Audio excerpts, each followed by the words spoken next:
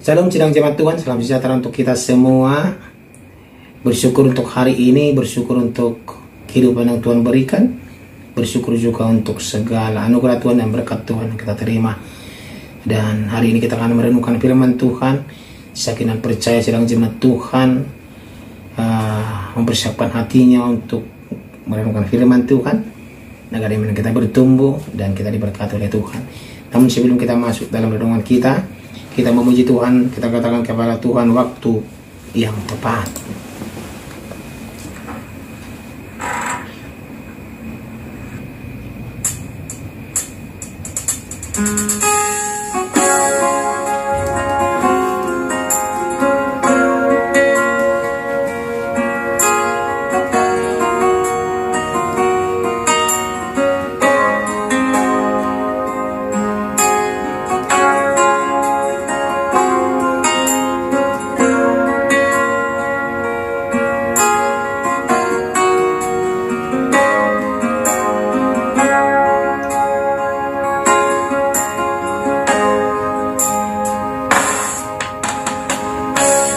Selalu Tuhan menjawab doa, namun Dia beri yang terbaik di waktu yang tepat. Izinkanlah Tuhan untuk bekerja, yang mustahil menjadi mungkin oleh karena percaya. Yesus mendengar lebih dari yang kudoakan. Yesus menjawab lebih dari yang kuharapkan. Dengan caranya di waktu yang tepat, ku kan melihat Dia jadikan semua. Amin.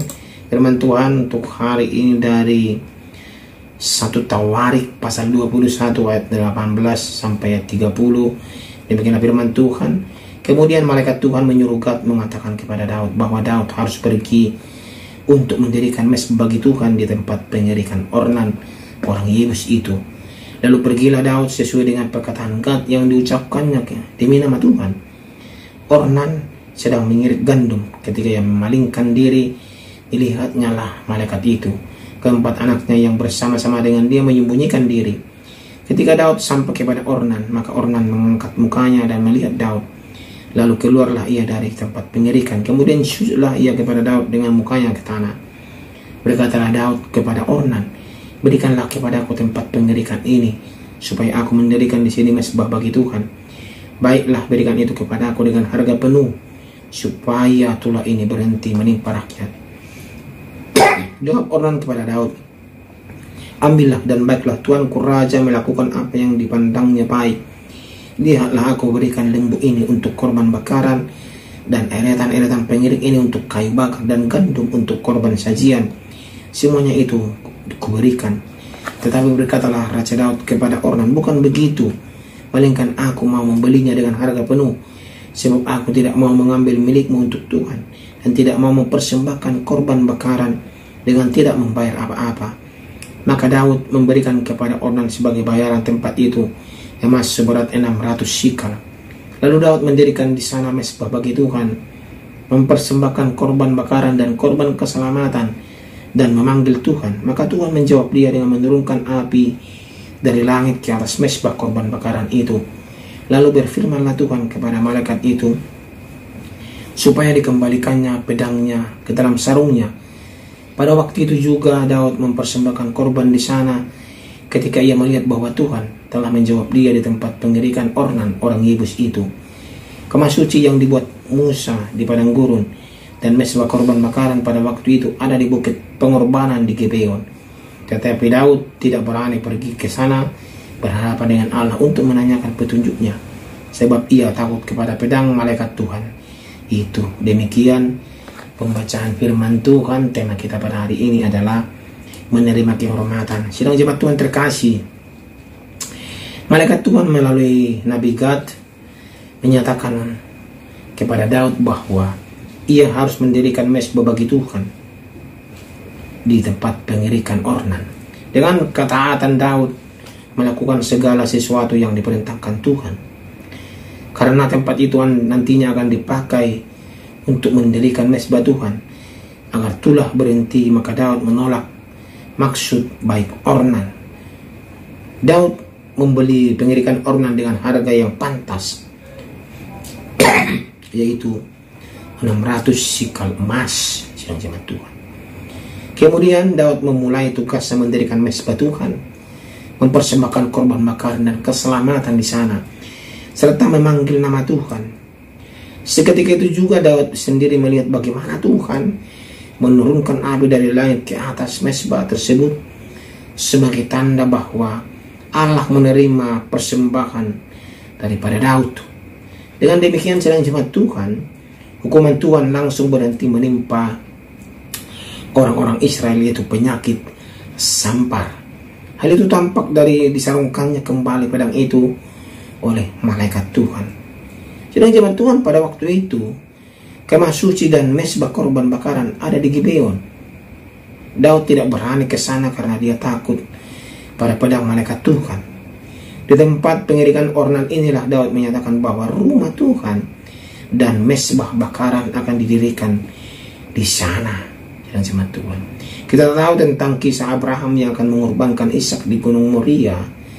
Dalam Kejadian pasal 22 ayat 2, perintah Tuhan untuk mendirikan mezbah di pengirikan Ornan juga terletak di Gunung Moria, yang kemudian menjadi tempat berdirinya rumah Tuhan. Apakah ini sebuah kebetulan?